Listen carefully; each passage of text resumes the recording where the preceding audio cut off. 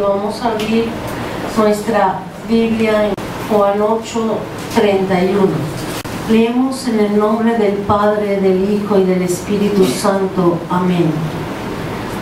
Dijo entonces Jesús a los judíos que habían creído en él: si vosotros permaneciereis en mi palabra, seréis verdaderamente mis discípulos, y conoceréis la verdad, y la verdad os hará libres.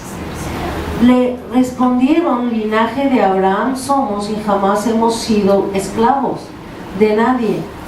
¿Cómo dices tú, seréis libres? Jesús les respondió: de cierto os digo, que todo aquel que hace pecado, esclavo es del pecado. Y el esclavo no queda en la casa para siempre, el Hijo sí queda para siempre. Así que si el Hijo os libertare, seréis verdaderamente libres. Hoy nuestro tema es: conoceréis la verdad y la verdad os hará libres. Amén. Fíjense que cuando empezamos a leer dice que Dios hablaba a los judíos que habían creído en él. No dice que estaba hablándole a los judíos que no creían, no está hablando con inconversos, está hablando a los que creemos. Amén. Entonces este mensaje es ¿para quién? Para los que creen, para los discípulos. ¿Para quién? Para los que creen. Para mí que creo. Amén. Para todo aquel que cree. Amén. Este mensaje es para nosotros. Gloria al Señor. Dice que conoceréis la verdad, que es verdad. En el mundo oímos mucho que la verdad es relativa. Y una verdad relativa puede ser, para mi entendimiento, en una manera, y para otro que la ve de otra manera, es una verdad pero no es como yo estoy viendo. ¿Es así la verdad?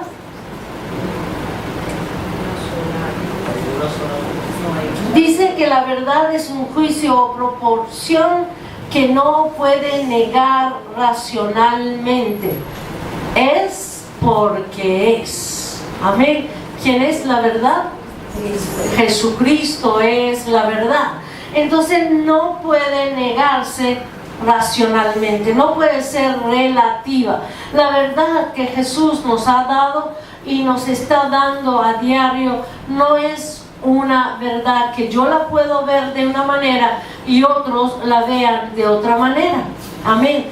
Es como Jesús la da y vamos a ver cómo la produce en nosotros. Amén. Y luego dice que es una propiedad que tiene una cosa de mantenerse siempre la misma, sin mutación alguna.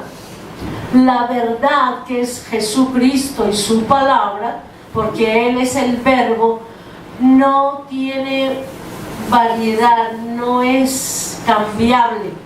Es ayer, hoy, por los siglos de los siglos. ¿Así es, hermanos? Amén. Gloria al Señor. ¿Estamos de acuerdo entonces? Fíjense que dice: ¿cómo va a llegar la verdad a mi corazón? Amén. Les dice Jesús primero: si vosotros permaneciereis en mi palabra, seréis verdaderamente mis discípulos. Cualquiera puede leer la palabra, hermanos. Nosotros sabemos, y una vez un sobrino mío que estudiaba filosofía en la universidad, le dieron a leer la Biblia, el Corán, la Torah, un poco de libros de todas las religiones. El leer la palabra, el conocimiento de la palabra no nos da la verdad. Amén. ¿Cómo nos da la verdad? Cuando dice: seréis verdaderamente mis discípulos. Entonces conocer solo la verdad y ir haciendo lo que le parece, su razonamiento, su pensamiento, no estamos en la verdad. Y esa verdad tampoco no me voy a hacer libre. Amén. Pero dice que permanecen en mi palabra. Permanecer es hacer, ¿verdad? Seréis verdaderamente mis discípulos. ¿Qué es un discípulo?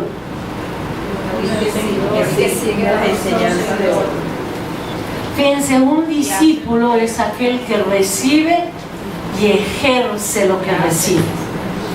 Entonces, si yo ejerzo la palabra de Dios, cada día me voy abriendo mi entendimiento a cosas sobrenaturales que no, humanamente no lo puedo entender. Y aunque yo trate de entender la palabra humanamente, no llegaré a esa verdad, hermano. Estaré engañándome a mí mismo. Entonces, cuando yo permanezco en Cristo Jesús y su palabra, y soy discípulo, o sea que la palabra la oigo y la pongo en práctica, la ejerzo diariamente.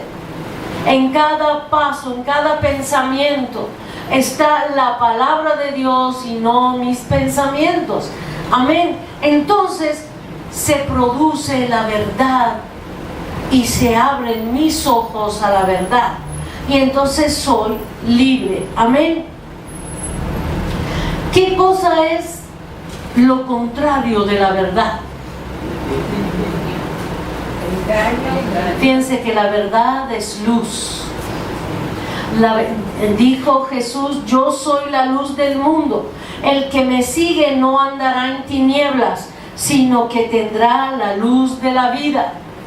En una mañana llena de sol, ¿hay algo que usted sale a la calle que no distingues?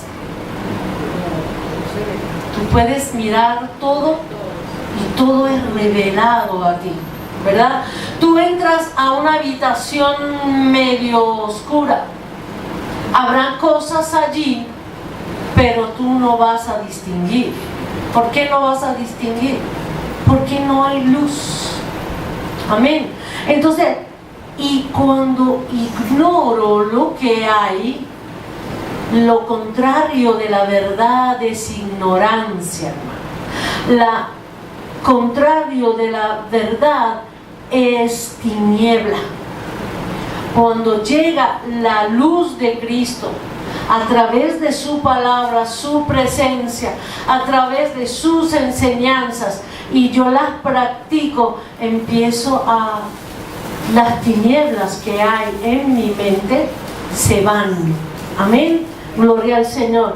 El primer momento que yo abrí la Biblia, no me acuerdo ahorita donde leí, pero llegó una luz a mi mente y entendí, no sé con qué palabras, pero a mi espíritu llegó: tienes que permanecer, perseverar en lo que hoy has comenzado.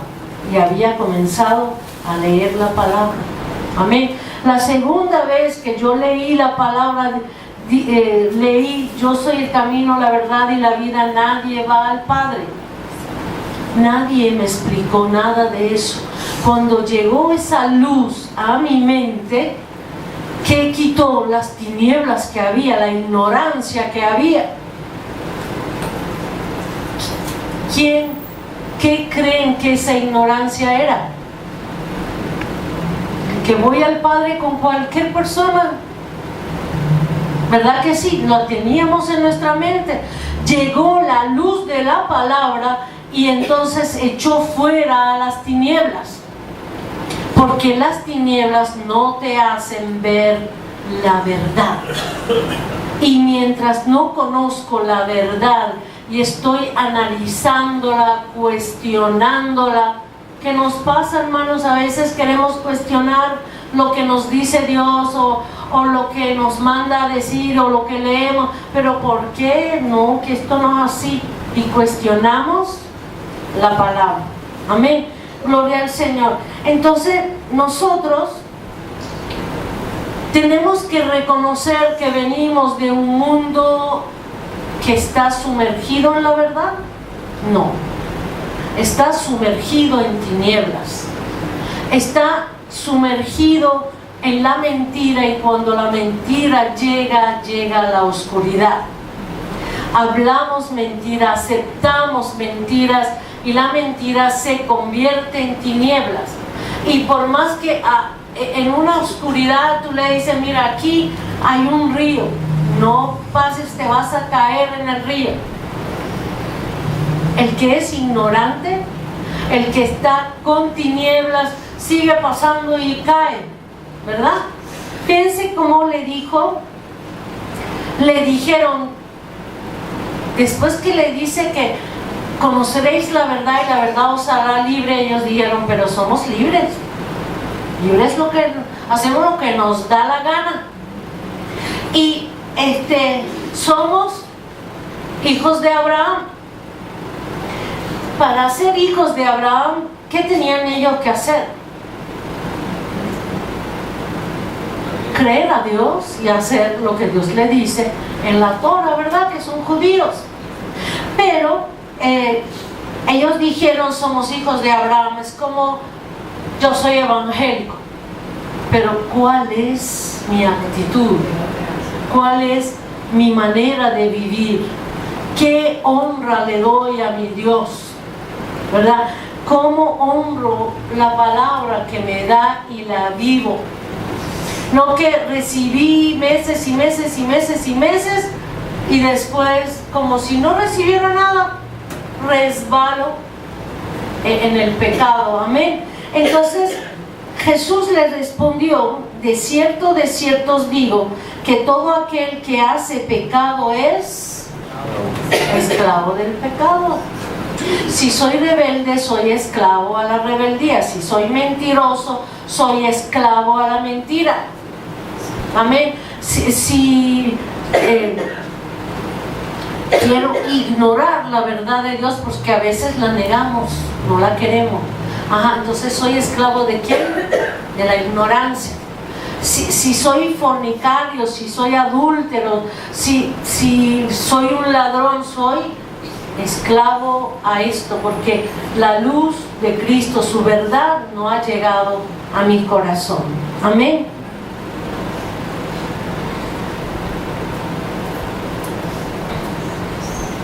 Vamos a ver en Job 5 cómo uno puede vivir en oscuridad y creyendo que está bien y está en la luz. Amén. En Job 1 vemos que la palabra nos habla de un hombre que le nacieron 7 hijos y 3 hijas. Cuentan de esos hijos, como eran 7 varones, ellos hacían fiestas cada día y invitaban a las 3 hermanas a sus banquetes. Si todos los días hago una fiesta y estoy en un banquete tomando y comiendo, después de la fiesta, ¿qué haré? Estoy agotado y me pongo a dormir. Esos hijos de Job, que sabemos que él se creía muy justo, muy conocedor, aún mejor que Dios, sus hijos trabajaban. No tienen tiempo para trabajar. No tienen tiempo para trabajar. Gloria a Dios. Eran útiles, conocían que son creación de Dios, puestos en este mundo por un propósito. No, ellos hacían lo que les daba la gana y aparentemente que son libres, ¿verdad? ¿Conocían a Dios? Pues no, hermanos, no conocían a Dios. ¿Qué tenía que hacer el padre si en verdad él creía en Dios? Enseñarles. Pero en lugar de enseñar a sus hijos, él dice la palabra, y Y en el 5 dice, acontecía que habiendo pasado el turno, los días del convite, Job enviaba y los santificaba. ¿Cómo los santificaba? Y se levantaba de mañana y ofrecía holocaustos conforme al número de todos ellos. ¿Cómo se consideraba Job? Un justo. Amén. ¿Y cuál era su justicia? Porque él dice que él, cuando terminaba la fiesta del turno de yo voy y empiezo a santificar, ¿ok? Y santificaba y se levantaba de mañana y ofrecía holocaustos conforme al número de todos ellos. ¿Por qué decía? ¿Por qué hacía los sacrificios? Porque decía, quizás habrán pecado, quizás. O sea, él no estaba seguro. Quizás habrían pecado mis hijos y habrán blasfemado contra Dios. O sea, ¿sabía que Dios existe? En sus corazones, de esta manera hacía todos los días.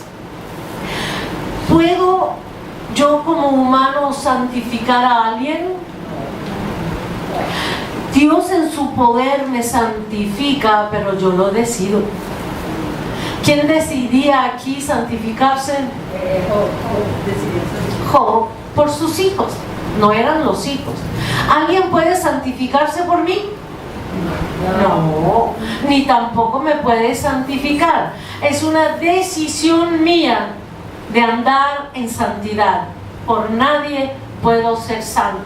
Amén. Aunque en fe Dios hizo la obra para que yo me santifique, pero si yo no lo quiero, nada pasa. Amén. Y sacrificaba por si acaso ellos pecaran. Entonces, ¿el sacrificio que él hacía era válido? ¿Por qué no era válido? Porque el sacrificio es un corazón contrito y humillado. Amén.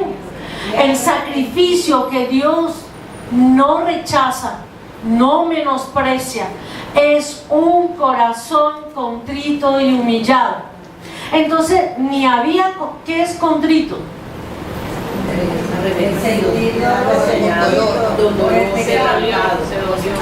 En otras palabras, contrito es todo lo que dijeron, pero también es redarguir de pecado.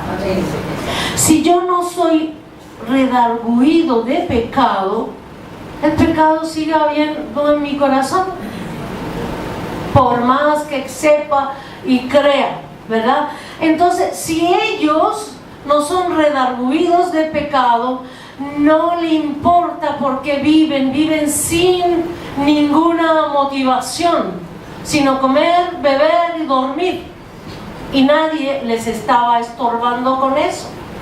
Por eso yo una vez le dije, Señor, ¿y por qué murieron todos esos hijos? Amén.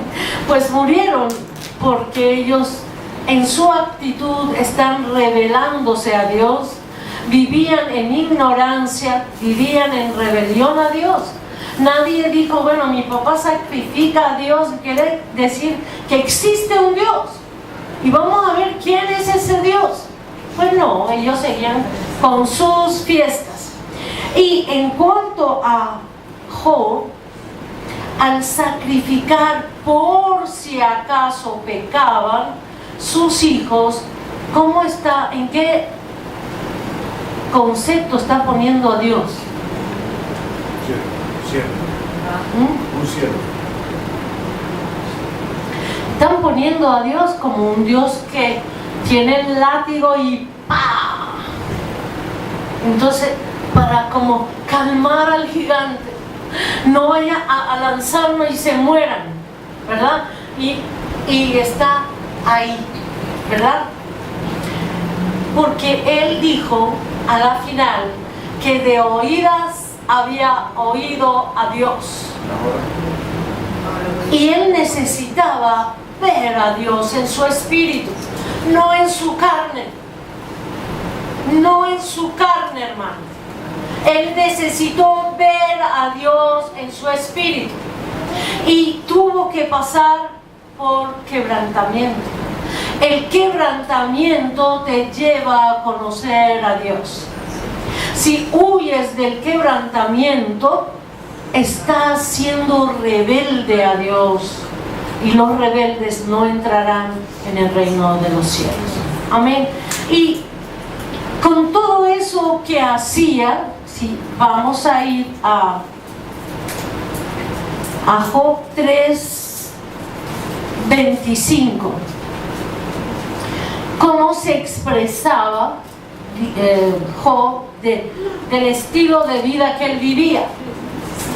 Dice: porque el temor que me espantaba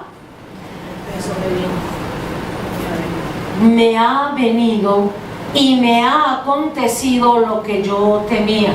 Entonces él estaba, ¿en qué estado? Espantado, lleno de temores y miedos, por si acaso le llegaba el castigo a los hijos, y llegó, ¿verdad? Sí. Eso es lo primero que llegó, sus bienes y sus hijos, que fueron orden de Dios a Satanás que los destruyera. Amén, gloria a Dios. Entonces él vivía en espanto. Y si estoy bajo el espanto, ¿quién es el espanto? El diablo, que fue sentenciado y declarado: espanto eres y para siempre dejarás de ser. Entonces él sacrificaba a Dios. ¿Y sabes cómo lo vemos?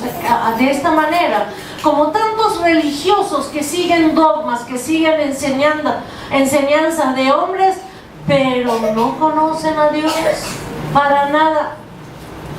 Y siguen y hacen y prenden vela y ponen cosas y hacen esto, se echan agua bendita, pero siguen siendo fornicarios, siguen siendo mentirosos, siguen siendo sin conocer a Dios. ¿Saben cuál es el pecado mayor de todos? No conocer a Dios, no conocer su verdad. Y de ahí se origina todo pecado que el hombre puede tener. Amén. Fíjense que después dice: no he tenido paz, no me aseguré ni estuve reposado. O sea que ese hombre vivía en tormento. ¿Por qué? Porque no tiene su descanso en Dios. No descansaba en la confianza que da la palabra de Dios. Que cuando dice la palabra de Dios que aunque pases por el agua no te anegará, ¿cierto? Que aunque pases por el fuego no te quemará. Y en esta paz uno vive. Que pase lo que pase, puede venir lo que venga. Si yo tengo a Cristo y no soy un religioso y puedo, como él al final dijo, con mis ojos hoy te veo. Entonces en esta ceguera él vivía y no había paz, no tenía seguridad y no podía reposar. Dice: no obstante me vino turbación, que él estaba tratando por sus esfuerzos tener la gracia de Dios. Y la gracia de Dios es un regalo maravilloso para aquel que cree y se somete. Porque no solo para aquel que cree, porque el diablo entonces estaría salvo, ¿cierto? ¿Estamos de acuerdo? Amén. Entonces no es solo por la fe y por conocer y repetir la palabra, no es así, sino por aquel que cree y se somete al que cree. Me someto a la palabra de Dios y me someto a Cristo Jesús, que es lo que Cristo quiere de mí. ¿Cuáles son las leyes de Cristo? Que están como luz delante de mí. Cada vez que leo la palabra es una luz. pero yo decido ver esa luz o no. Por eso que dije, pueden leer todo lo que quieran, pero no he decidido conocer esta luz. Debo invocar la luz de Cristo. Señor, tú dices que tu palabra es lámpara a mis pies. Y quiero, Señor, que esta lámpara ahora alumbre mi entendimiento, no alumbre mis oídos. La fe es por el oír, y el oír de la palabra de Dios. Pero si yo no quiero comer esta palabra de Dios, la oigo de aquí, la saco de allá. Amén. Entonces yo necesito salir de una vida religiosa, aunque asiste a una iglesia, aunque yo alabe a Dios y levanto mis manos y aplaudo y danzo y me gusta todo lo que está escrito aquí al frente, las canciones son preciosas y me deleito en ellas, pero sin embargo en mi corazón hay rebelión. Amén. En mi corazón todavía cuestiono a Dios en lo que Él ha mandado. Amén.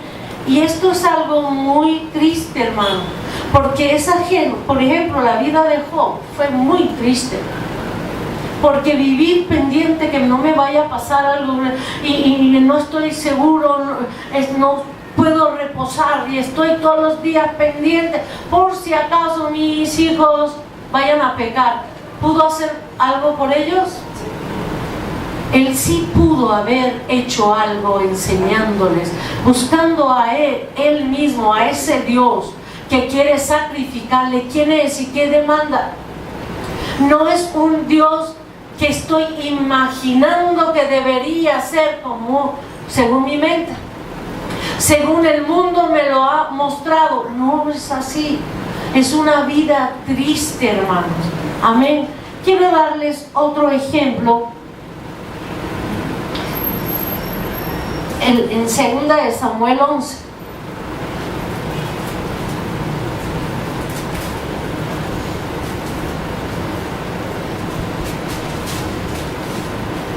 Todos conocemos a David.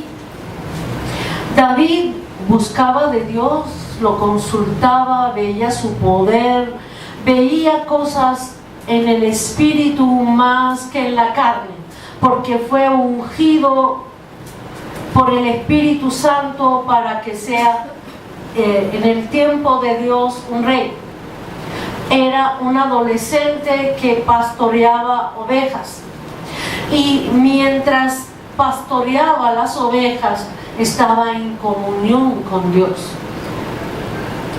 agradaba a Dios. Cuando llegó a enfrentar a Goliat, al gigante, al enemigo de Israel, él pudo ver en el espíritu lo que todo el pueblo, el rey, los sacerdotes, los fariseos, todos los que estaban ahí no pudieron ver.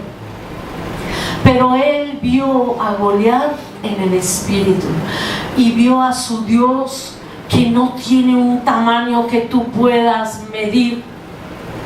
Y él dijo: yo vengo en el nombre de mi Dios.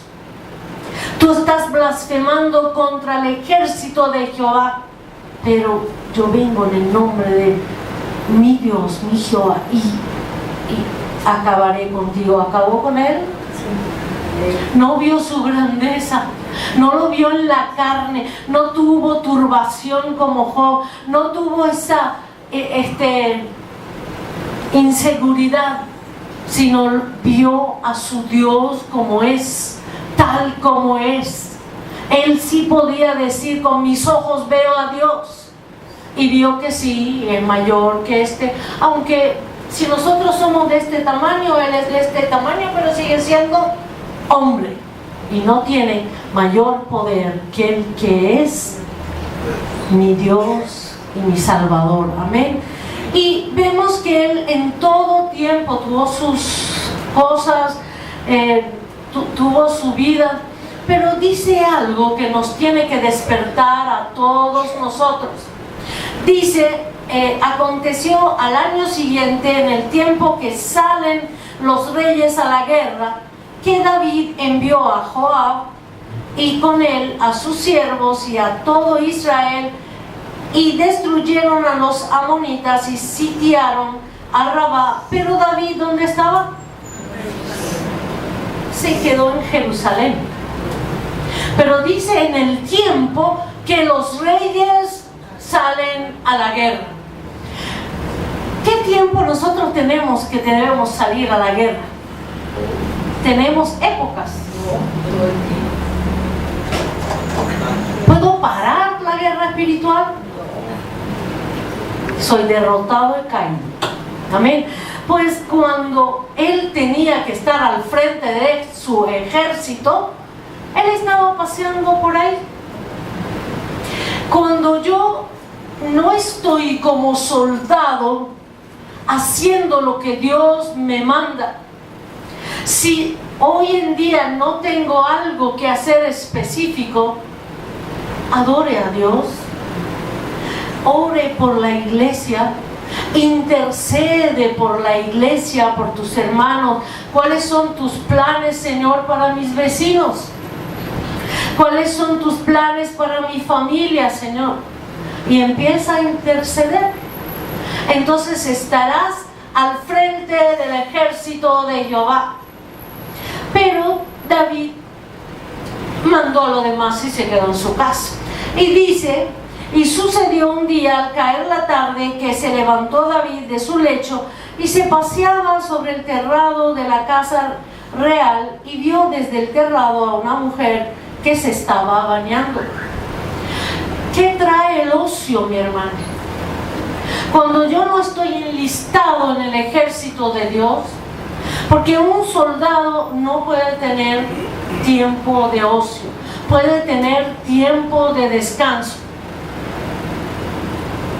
Él fue en el ejército y él sabe cómo es que a la hora que hay que levantarse, a la hora que hay que dormirse, a cómo andar, cómo correr.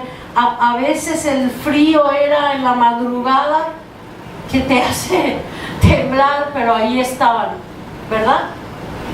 Y tenía su vestidura especial, sus botas especiales.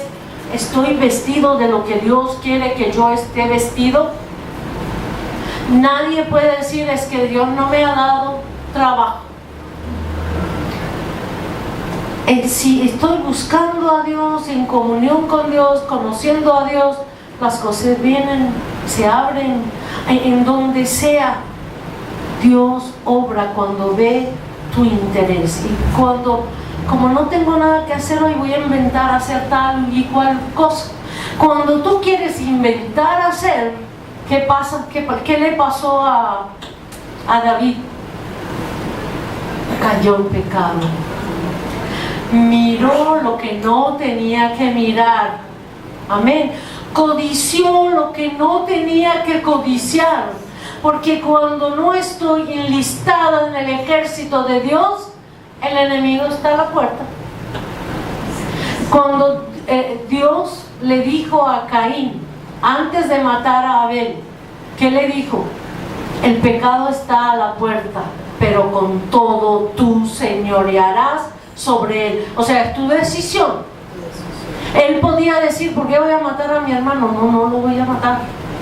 Pero no, él quería seguir con su emoción de rabia porque estaba celoso y envidioso porque Dios aceptó su ofrenda de su hermano.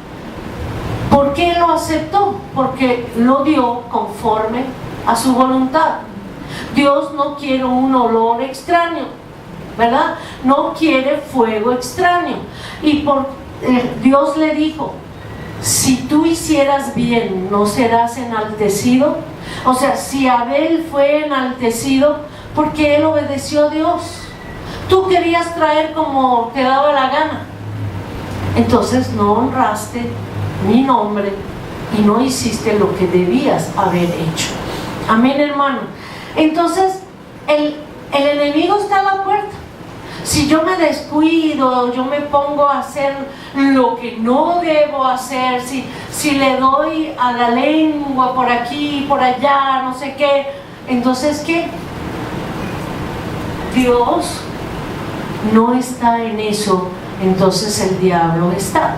Pues miró, al caer la noche, miró y pecó a Dios. ¿Saben? Cuando pecamos, como Jesús dijo, somos esclavos del pecado. Dios, para no dejar esto así, taparlo, permitió que esa mujer se embarazara. Siempre el pecado tiene su fruto, la obediencia tiene su fruto, el arrepentimiento tiene su fruto. Cuando digo que me arrepiento y no hay fruto del arrepentimiento, entonces no hay arrepentimiento. Si digo yo que tengo fe y no hay frutos de la fe, tampoco tengo fe.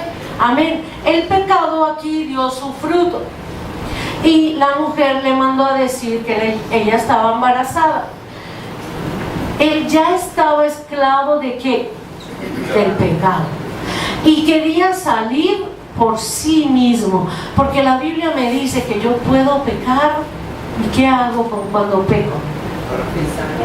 No es que tengo libertad de pecar. Si caí en el pecado, si fui engañado, si resbalé, ¿verdad?, en un pecado, ¿qué debo hacer? Confesarlo, ir a Dios, ir a las autoridades. Él debía de ir donde los sacerdotes y decir: mira, esta mujer la obligué a que venga a mi casa, soy el rey. ¿Quién le niega al rey? Y es casada, primero estaba adulterando. Y ahora, ¿cómo salir de eso si no voy donde los sacerdotes? No puedo salir de eso sin confesar.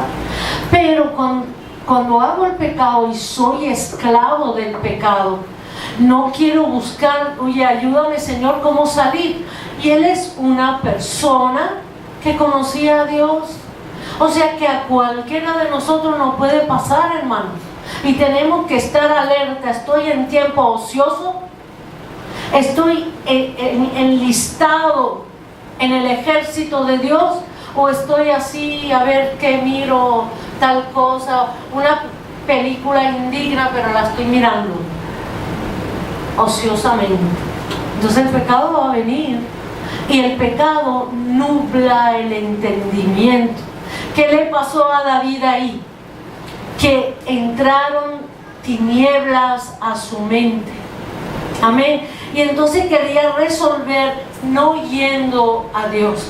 Porque en toda su trayectoria de antes, él hacía una cosa y él iba donde Dios y le decía. Pero en lugar de eso, él quería como borrar lo que ha hecho, ¿verdad? Y un pecado trae otro pecado, hermano. Y eso tenemos que saberlo. No me puedo dar el lujo de caer ni siquiera en una mentira, ni un engaño, ni tener celos, ni tener nada, porque es dándole al enemigo para que me esclavice. Pues él quería borrar su pecado y como él es el rey, mandó a llamar a la esposa y le dijo al esposo: bueno, entra y vaya a su casa. Entonces le dijeron los otros que Urías, creo que se llamaba, estaba durmiendo fuera de la casa y no entró a su casa. Entonces lo llamó, le convidó: come, bebe, no sé qué. ¿Por qué no te fuiste? Le dijo: ¿cómo me voy a ir a mi casa? Todo el ejército, mis compañeros están en plena guerra, ¿cómo voy a descansar? Entonces le dio comida y empezó a darle de beber, lo emborrachó. Y después que lo emborrachó, le dijo: ahora vete a tu casa. Dijo: ahora borracho va a entrar a su casa, va a dormir con su esposa, va a creer que se acostó con ella y entonces todo está listo. Pues el hombre, aunque estaba borracho, volvió a dormir fuera de la casa.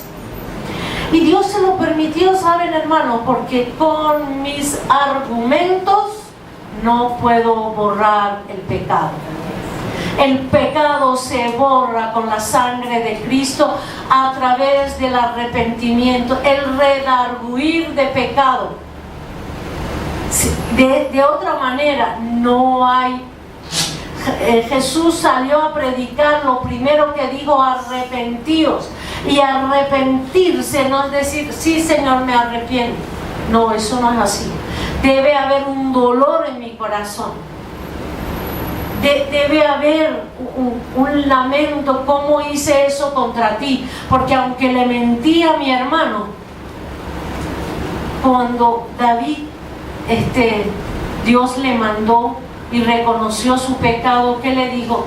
Contra ti he pecado. Él pecó contra esa pobre mujer que abusó de ella y la embarazó. Imagínense. Entonces no cesó todavía, esclavo del pecado, vio que no subió a su casa a dormir. Entonces mandó a que Urías estuviera en las primeras filas de la guerra. O sea, lo mandó a matar. No lo mataron el ejército de él, ni una persona que fue y tiró la flecha, sino al ponerlo al frente del combate, recibió una flecha y murió. Y él creyó que ya descansé, como Urías murió, pues él se apiadó de Betsabé y la trajo a su casa. Y como que se resolvió todo. A veces queremos resolver así, ¿verdad que sí? Queremos resolver la cosa y como nadie sabe nada, entonces se acabó. El problema se acabó. Pero saben, hay alguien que está allá arriba y juzga todas las cosas y nos ama. ¿Sabes? Nos ama a pesar de nuestros pecados. ¿Y qué hizo Dios? Al ver que su amado ha caído y ha resbalado en el pecado, pues le mandó un profeta, le dio un ejemplo que si un rey tenía de todo lo que él quisiera y robó una oveja a otro que no tiene sino esta oveja, ¿qué se le haría a este rey? Y entonces él se levantó y dijo: que muera. Entonces le dijo: eso es lo que tú hiciste. Y se arrepintió verdaderamente. Lo vamos a leer ahora en el Salmo 51. Dice que se quebrantó, se arrepintió, le dolió haberle hecho a Dios eso. Y a pesar de eso, dicen en 2 de Samuel 12,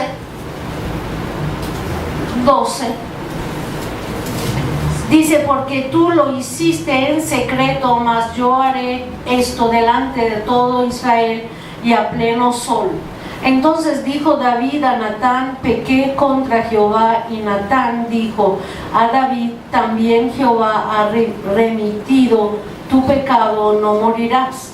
Mas por cuanto con este asunto hiciste blasfemar a los enemigos de Jehová, el hijo que te ha nacido ciertamente morirá, porque la paga del pecado es muerte. Jesús no había llegado para que el sacrificio de Jesús pueda eliminar el pecado, y entonces él tuvo que pagar un precio. Amén, gloria al Señor. Pero vamos a ver cómo fue el quebrantamiento de David. Y vamos a ir al Salmo 51.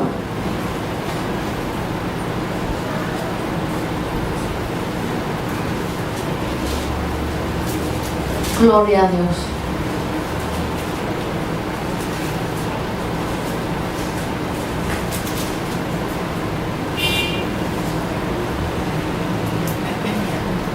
Pues orando a Dios, empezó a pedirle piedad conforme a la misericordia de Dios y la multitud de tus piedades. Y le dice en el 3, porque yo reconozco mis rebeliones. ¿Cómo llamó su pecado de adulterio? Rebelión a Dios. Y mi pecado está siempre delante de mí. O sea que él lo hizo, pero no descansó. Estaba siendo redarguido. Amén. Dice: contra ti solo he pecado y he hecho lo malo delante de tus ojos, para que seas reconocido justo en tu palabra y tenido por puro en tu juicio. Porque Dios es el juez del universo, y con el pecado de Él está mostrando la santidad, la justicia de Dios. Amén. Y no solo eso, que reconoce el pecado actual que ha hecho. Después dice en el 5: he aquí en maldad he sido formado y en pecado me concibió mi madre. Está reconociendo su naturaleza pecaminosa.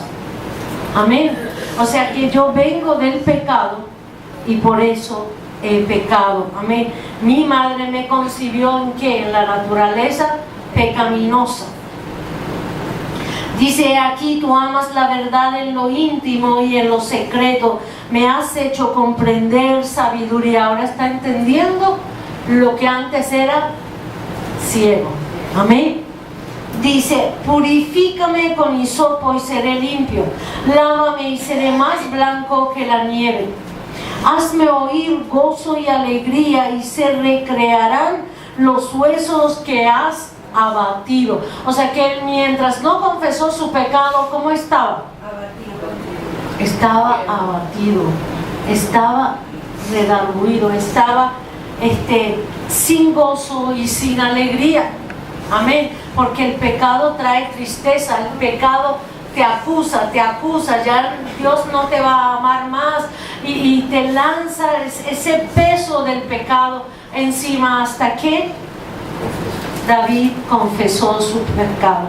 Y saben lo más importante, que cuando él se arrepintió, confesó, reconoció que de sus generaciones es pecador, le dijo a Dios: crea en mí, oh Dios, un nuevo corazón limpio, y renueva un espíritu recto dentro de mí. No me eches de delante de ti y no quites de mí tu Santo Espíritu. Él era ungido por el Espíritu Santo, y aquí él entendió que su corazón no servía, que él necesitaba nacer de nuevo.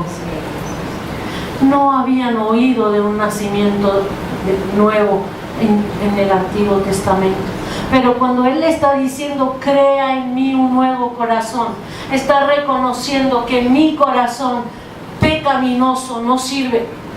Necesito que tú me ayudes a nacer de nuevo y darme un nuevo corazón. Amén. Y no solo eso, y renueva un espíritu. No está hablando del Espíritu de Dios, está diciendo de su espíritu. Renuévalo, Señor, que sea un espíritu recto dentro de mí. Dice: vuélveme el gozo de tu salvación, y espíritu noble me sustente. Dios ha soplado en nosotros, en el vientre de nuestra madre, aliento de vida, que es el espíritu humano. Y el espíritu humano necesita despertar para ayudar al alma a entender las cosas de Dios. Amén. Nosotros necesitamos, fíjate que dice: vuélveme el gozo de tu salvación. O sea que él ha perdido hasta el gozo de tener a Jehová, que él se alegraba. Dice en un salmo, me acuerdo cuando me alegraba llevando a la gente a la congregación para adorarte. Pero ahorita estaba en oscuridad. El pecado trae esclavitud, y trae oscuridad. Luego dice: Señor, abre mis labios y publicará mi boca tu alabanza, porque no quieres sacrificio que yo lo daría. No quieres holocausto. O sea que si yo pequé, tengo que dar una penitencia. Tengo que pagar por mi pecado. No hay precio que se pueda pagar. El único que tenía cómo pagar mi precio fue Jesucristo. El precio del pecado lo pagó Jesús en la cruz. No se paga con una velita, no se paga con un sacrificio, no se paga con una ofrenda, solo con la sangre de Cristo. Y luego dice: al corazón contrito y humillado no despreciarás tú, oh Dios. ¿Qué es lo que sí acepta Dios de mi parte? Un corazón contrito y a ver si lo dicen ustedes, con tristeza, que está abatido, que está quebrantado ante Dios, y dice y humillado. Porque si, bueno, es que yo tuve que hacer lo que más me quedaba. ¿Cuántos lo dicen, hermano? No, es que ella me dijo eso y por eso que yo le contesté así. O sea, no es mi culpa. Pero dice: al corazón contrito y humillado. Aunque me digan lo que me digan, hagan lo que hagan, me humillo. Si la ley de Dios, si la palabra de Dios me señala como una pistola, ríndese, cáete ante Dios. Amén. Y el Señor, ¿qué hace con los humildes? Dios levanta, exalta al humilde, y al soberbio resiste. ¿Qué quiere decir resistir?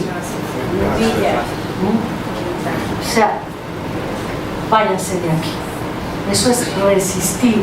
No te quiero aquí. Entonces uno debe escoger ser como David y buscar la verdad. La verdad está en Dios. La verdad alumbró el entendimiento de David. Pudo arrepentirse y venir a Dios con un corazón contrito y humillado. Por eso le dije: tantas veces pueda resbalar, me levantaré, porque tengo al que pagó el precio. Y si tengo verdaderamente arrepentimiento y confesión, ¿qué es lo que él hizo? Confesar su pecado ante Dios, se humilló y entonces recibió la gracia de Dios. ¿Cómo sabemos que recibió el perdón de Dios? A ver. Porque en toda su palabra él habla. Porque el pacto que Dios hizo con él todavía permanece en el cielo. Le dijo: tu trono será eternamente.